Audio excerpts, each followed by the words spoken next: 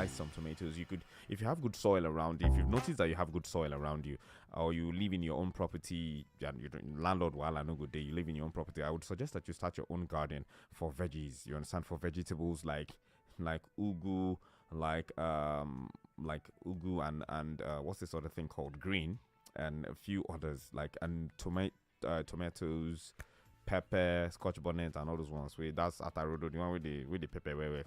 Nah, that one be Scotch bonnet. Okay, so that one might be that one with the pepper. Wait, that small one, sha.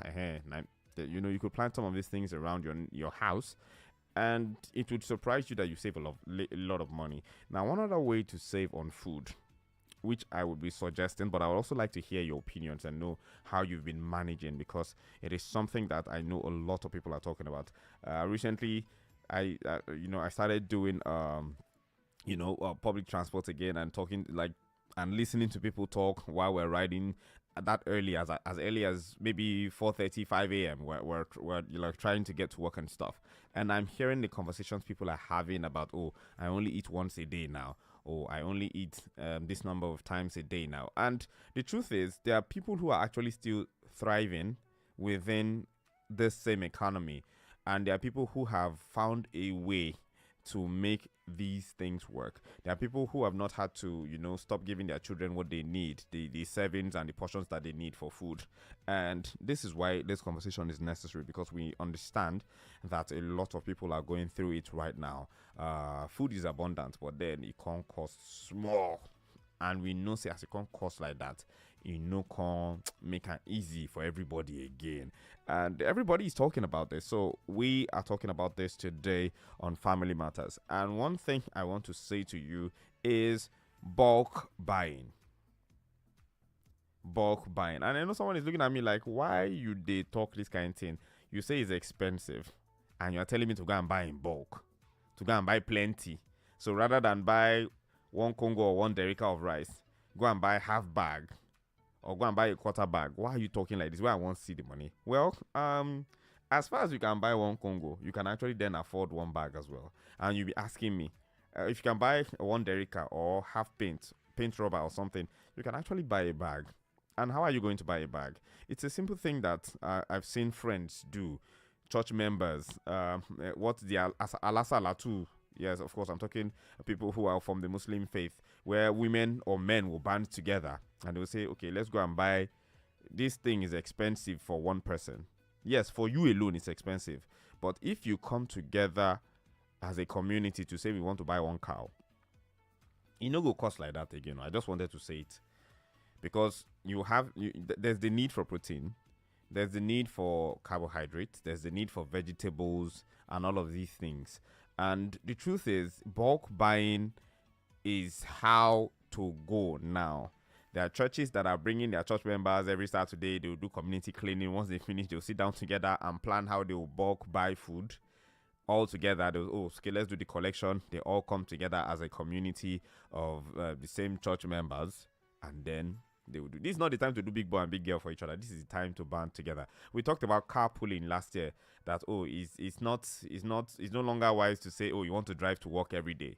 Some people are now staying over in their offices. I know a couple of people who they live in a certain place on the mainland, or they live in a certain place in the island, and what they do now is that rather than go home to their families every other day, maybe twice a week they will go home, but then they stay at the office just to cut cost. So and we also talked about the fact that not everybody's driving their cars nowadays. There are people who would. I have a friend who sometimes will be like, oh guy, now you did drive today, and I will drive. And then there are some days you'll be like, oh, now me go drive. And we have a way of going back and forth, just weighing in. On a normal day, he will buy fuel. But then if I'm adding an extra 5 or 10K to say, oh, for this week, for this is this thing for fuel. And then the comfort it comes with, and the fact that I can manage my time better, this helps me to plan and see to it that I don't get to work late. And then let's look at what it will cost me on a normal day to want to get to work. You understand? If I'm giving it 10K, maybe that's even lesser, and I know that I'm covered for the whole week. That might just be something you want to do. So in the same vein, if you can carpool, if you can say, oh, we're coming together as 10 people, as 15 people, to say, oh, we are going to share a ride or whatsoever, or like 5 people will say, oh, we want to share a ride with someone, then why can't we share a bag of rice? So, like I said, it would be expensive for you alone to say you want to buy a bag of rice for 100 and something thousand naira now, or 90 something thousand naira, depending on what. Maybe you're buying the short or long grains. It might be expensive for you to say you want to go and buy a bag alone. But if you are saying, my Oga Alpha, 6 of us for this office, we'll just put together. Oh, 6 of you is even too much. If you say, maybe depending on what you can afford, you say, oh, let's a bag of, maybe a bag of rice is 120k now. You say, oh, let's 6 of us put 20,000 naira together, and we share this bag of rice 6 ways. Now you see that you would have gotten enough for a subsidized rate, as opposed to you want to go and buy. It's actually something that you can do that will make your life easier. And the same way, in a lot of neighborhoods, people are thinking, oh, we now have electricity supply in like huge abundance. You understand? Like there's lights now in many places. Like I can speak for certain places in Lagos that there's a lot of light, so you can actually buy some things in bulk. You need to be able to get information. You need to be able to talk to people in your church, in your mosque, in those community centers, at the salon. I know ladies would do this at the salon sometimes. See, let me tell you something. While you're at the salon, find out where that woman who is not complaining as much as you are, or who complained but then made an assumption. Me now, I know they buy pepper for Aja again, because it costs. He gave me and some of my friends from my office. We go send money to one of our colleagues. You go help us buy baskets of tomatoes from Mile 12 or from what other market is popular. Then things are very affordable there. So all of us go share that basket, and we go share pepper, we go share onions, we go share everything. By the time we will blend them, boil them to dryness, put them for freezer. 3 months we still dey chop them. You understand? And these are foolproof ways that you can actually save on food. It is something that we must all talk about. It is something that I think we must all start thinking about. Yes, of course, you might not trust everybody, but I'm sure there are people in church that you trust. There are people around you in your mosque that you trust. There are people like in your neighborhood, in your estate, in your office that you can say, oh, let's come together. Let's reason together. Let's do these things together. Let's buy veggies in bulk. Because going to buy these things individually, you'll be looking at it like, oh, I'm spending this amount already. Let's even ask, on the average, how much do you spend to stock your house? Now, if there's a way that rather than stocking your house with that amount, you can use half of that amount to come together with some other people to buy the same quantities and share it equally, it might just be in your best interest. Now you are saving on food and you are still maintaining the balanced diet. Because really, when I hear people say that only once I did chop per day, I'm like, well, some of us still they chop 2-3 times. Some of us, the reason we know they chop 3 times a day now because we dey busy. We don't have the. If you're listening to me right now and you've also found a way to find cheap food commodities, or these markets around you, we need to put the information out there. See, no be by say one thing again. They stay this place, things they expensive for there. But say Abule Egba or maybe Mile 12 or somewhere around Oshodi. People talk. In fact, at the office sometimes you just listen to the ladies talk about food and they're like, things are cheaper around this area. You don't have to go to from Surulere. You just have to go to this place, this particular market. Things are cheap there. And information is key. We need to let ourselves know. So today's episode, though, make we let ourselves know where we even see cheap food, where rice cheap pass for Lagos. She na for Mile 12 ni abi na for Oluti abi. Let's talk about this. Let's help ourselves understand. And then if you've maybe been part of a culture where you and your friends are coming together to buy things, let's know how it worked. Was it something that is sustainable, or did some people feel cheated, or have you come up with a way to see to it that nobody is cheated in the end of the day? Okay, so at the end of the day, a bag of rice is 64 derikas, abi? That's what people always say. I'm not sure if it's still the same metrics that we had back in the day, but I used to hear my mom say back in the day, a bag of rice is 64 derikas. Do you want to come and share 32 derikas as 2 people? So half bag for 2 people or for 2 families, because imagine you're buying in those small quantities and every other week you have to go and buy 1 paint rubber because you have a large family. But what if you can come with someone and say, okay, at the end of this month we're putting money together to go and buy a bag? Well, we need to be smart and we need to think ahead. The numbers to call 0805 092 0927. I would like to know how you are managing and maybe where you're getting cheap commodities from. Myself, I define where I see good quality for cheaper. You can also call 0802-502-7711. What is food? What are food prices like in your neighborhood? And have you started maybe doing this pooling together, coming together with your church members or friends from work to buy things in bulk so that you can share and have a lot more than you would have had to get if you were spending money alone? You can also send a WhatsApp message to 0705 6900927. A couple of messages did come in. I'll be taking them shortly. But then I want to go on a quick break. And this one is a throwback song from a very, very amazing Johnny Drill. Stay tuned. I'll be right back.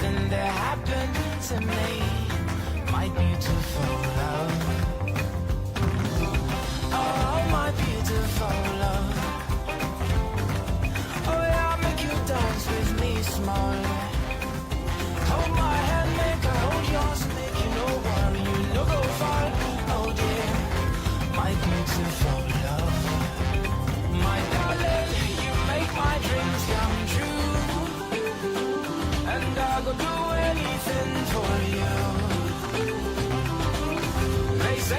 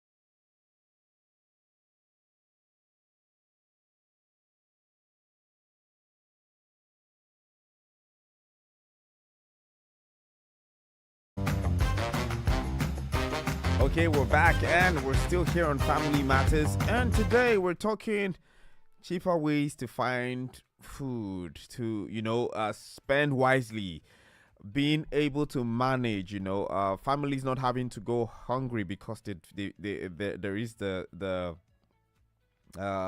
similitude of scarcity of because your purchasing power has dropped. We do not want to live in a society where we're hearing things like, "Oh, people are starving." Well, these things happen, but then does it have to happen that way? Are there alternatives that people can find to actually make their lives easy enough and find some balance when it comes to food and commodities that we need? Now, while I was on the break, a message did come in, and this one, I must say that I really, really do appreciate this because Stella Maris, of course, towing the line of the conversation that I was having earlier on, sent in this message. Now, Stella Maris says, okay, I'm trying to bring the message. Okay, yeah, this message says, good morning. We all have to minimize the way we buy and eat. First of all, buy only things that are important. Plant things in buckets. So yes, I talked about owning your own garden. There are some things that you need around the house that you can still plant.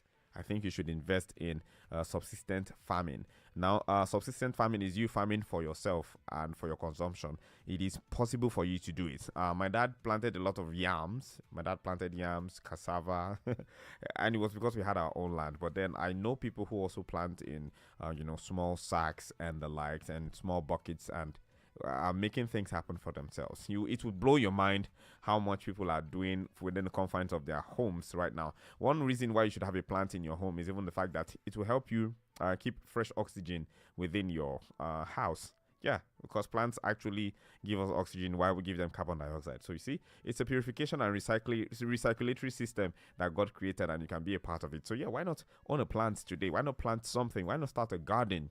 If you have that space, there's that space in the back in your backyard. You have that time. Yes, you that I'm talking to right now. You have land. You're a landlord. This weekend, just find new ways to start planting something. You can plant cassava. Cassava doesn't need so much to grow. That's the amazing thing. Cassava doesn't need so much. All you need to put in the ground is cassava stem. Just buy a few stems, plant them, and every time you harvest, you can just put it back in there. Just give it some time to rejuvenate the soil and then plant again. Cassava, in fact, I can't tell you how much we did. We always had fufu in my house. We always had lafu and some other things that you make from cassava. The only thing my mom didn't make from cassava was gari at the time when we were growing up. She always made all of those other things, and my dad was always planting yams. And we had like an entire plantation behind our backyard, like at our backyard, and it was really very interesting to just watch those things germinate and grow. And it is something, if you have land or you have an understanding with your landlord, if it's for you to just talk to your landlord, he allows you to do that. At the end of every year, as they share you they give him your, it's subsistent, but he can still get some. And it's a healthy thing to do, to plant, in your neighborhood, in your house, because it also helps you to get your hands dirty, keeps you busy. So all the people who are thinking, oh, what can I do when I retire? Just own a small garden as well, aside the other businesses that you have, to at least cater to food. It is something that you can do. Now, Stella Maris goes on to say that you should plant in sacks and buckets. Alternatives to protein can be tofu. It says alternatives to protein can be tofu made from soybeans. Walk often instead of taking a ride. So yes, you can actually do so much for yourself by creating these simple opportunities for you to save money. Because yes, we've talked about the fact that, oh, this is expensive, that is expensive. The buying power is dwindling. We don't have so much control anymore. We don't have so much control anymore. We need to do this. We need to do that. While we can complain, we can also find solutions. In the fact that we have numbers, while we can also complain, we can actually also find the solutions in the numbers that we have. You have neighbors. You have cousins, you have family members who are stopping you and your siblings from saying, okay, we're buying this and we're sharing it into this number. We're buying a bag of rice and sharing it amongst ourselves. We need, and you can be sure maybe your brothers and sisters won't cheat you. But I'm just saying, and you can measure these things. It's a 50 kg bag of rice.